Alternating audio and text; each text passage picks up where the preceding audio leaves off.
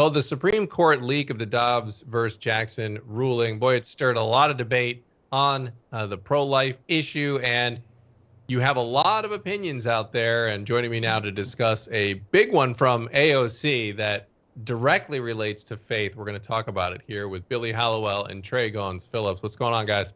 Hey, well. All right, let's take a look at what AOC said, and I want to respond to this here in just a second. Go ahead. For people who say, oh, but you're harming a life. I believe this is life. Well, some religions don't. There are so many faiths that do not have the same definition of life. What about their rights? What about their right to exercise their faith? So it's a short clip, guys, but there's a lot in there. And of course, with AOC, as everything she posts, hundreds of thousands of likes and everyone's amening it, ironically. So Trey, what's your reaction to that?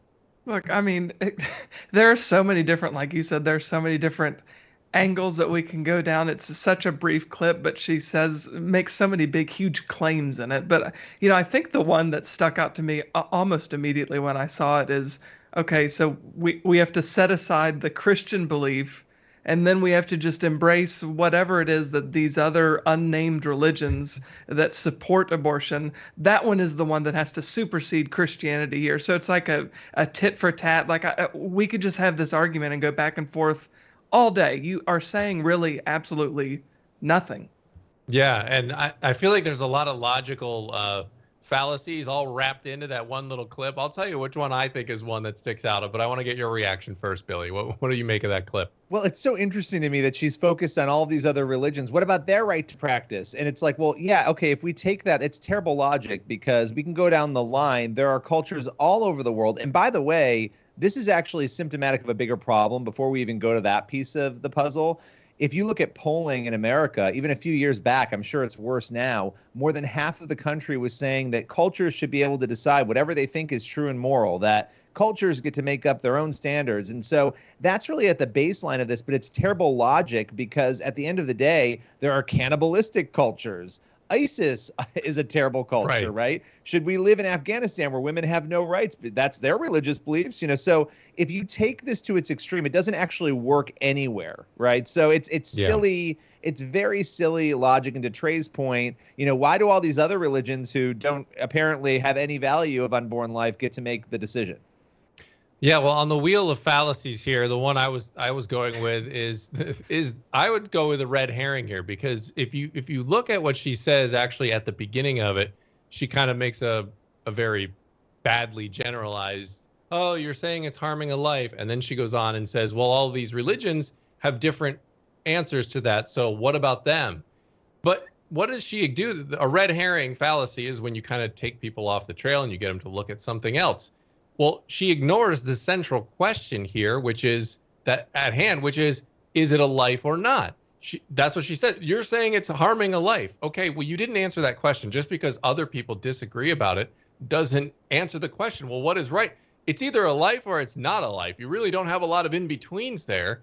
And so what you should be doing is taking an honest look, an unbiased look, and saying, well, wait a minute, this is the claim they're making. So why don't I investigate that and see if that claim is true or not?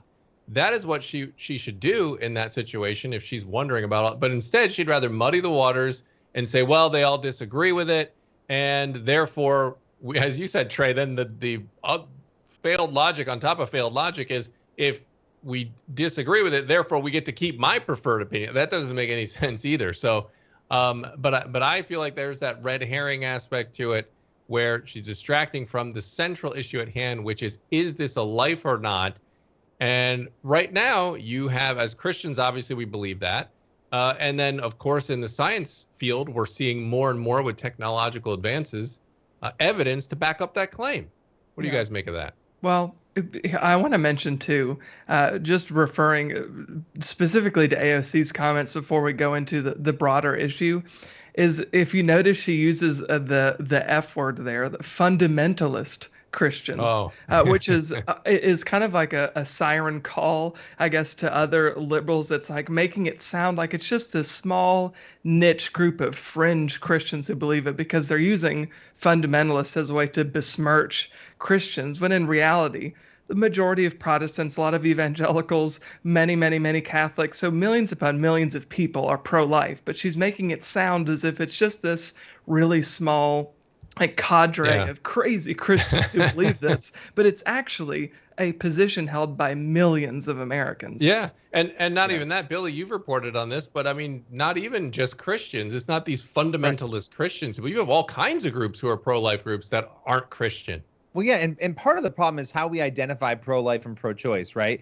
You know, we're asking questions of people right now and saying, oh, look, the majority of the country doesn't want to get rid of Roe. Well, like the Roe measure is a terrible measure. If you're asking people, should we keep Roe or get rid of it? Most people don't even understand what that means. They're very confused about it. But when you start to ask people, the majority of the country, including the majority of pro-choice Americans, would actually cap abortion, right? So you start to get into these pro-life ideals. If you're telling me, now I'm not going to say you're a flat-out pro-lifer, obviously. If you identify as pro-choice, but you're telling me you want to cap abortion at 3 months, well, that's really interesting, right? So this is really complicated stuff. And, you know, I just think that this whole AOC piece of the puzzle, really, when you listen to what she's saying, as usual, there's not a whole lot of substance here.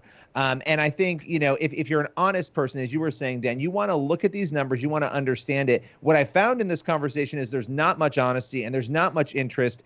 Again, if more than half of pro-choicers want to cap abortion pretty early on, that should actually signal that this is a much deeper issue that has more pro-life support than the left would give it measure for. Yeah, and it's just become one of those issues, guys, where it's people are so entrenched and staunch in particularly defending this pro-choice position. And as we saw that with the leak from Dobbs-Jackson, as mentioned before, and the possibility, which it looks like, and that decision can be coming any day, really, making it official.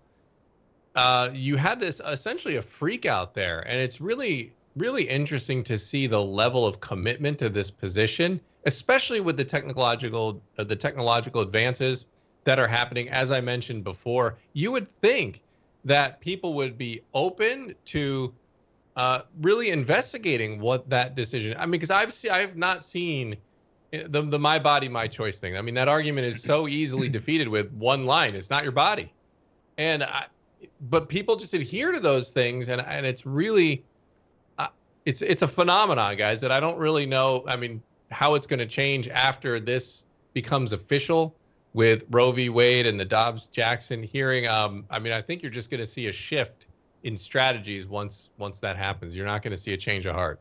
Yeah. Well, I think the majority of Americans, or a lot of Americans, certainly the pro-abortion Americans, need maybe a primer on what absolute truth means. So if it's true, then it's true in all situations. And we know as Christians what God says about life. So we know when life begins based on Scripture and how God values human life. So one, that's an absolute truth. So we know that to be true all the time, regardless of what somebody thinks, believes, or doesn't believe. But then two, to your point about science, Dan, as science continues to advance and advance and advance, and we all are talking about the miracles of modern medicine, the marvels of modern medicine, and how we're all grateful for it. Well, one of the things that we can be grateful for is that science is backing up what we as Christians already knew to be true. Each year that goes by, there's more science that gives us a greater and more in-depth look at human life at earlier and earlier stages. So the argument scientifically is not in the pro-abortion side's direction. The argument, obviously, religiously and biblically, is definitely not in their direction. So I think that they're on the losing side of this argument, or the losing side of history, as so many often want to say. Yeah, and I just want to add, it's really interesting. She used that word fundamentalist to go back to this. You know, it's what a wild world that we live in, that the people who want to protect living human beings, are the crazy fundamentalist people, and all the normal people are the ones who are advocating to kill them. I mean, what in the world? It's crazy that we're even here in this position. And I do think that there's a middle ground where a lot of people could say, okay, I could understand your position. I'll disagree with you if you could at least lament the killing of unborn babies. But a lot of these people, they can't even do that. They can't even say this is a travesty. This is horrible. I support the right. I'm going to hold my nose and support the right, but I think it's bad. They can't even bring themselves there. And that to me is the scariest part of this, because that's a real blindness. Yeah, and you could see the progress in the wrong direction on that, because we used to say safe, legal, and rare. At least, I mean, pro-lifers never said that. But the pro-choice side used to be safe, legal, and rare. And now it's shout your abortion, and it's get excited about it, and it's happy time. And it's like, let's talk about our abortions and cheer for them and have abortion parties. It's gotten very, very, very sick and evil exponentially over the last couple of decades. So we will continue to keep an eye on what happens with Dobbs and Jackson and everything after that, because that is not going to be the end of the story, guys. I think it's just going to be the beginning, and you're going to see a lot of shift in strategy. You're going to see new problems arise, and a big fight on a state-to-state level. So, Billy, Trey, thanks for being here, breaking this one down for a few minutes.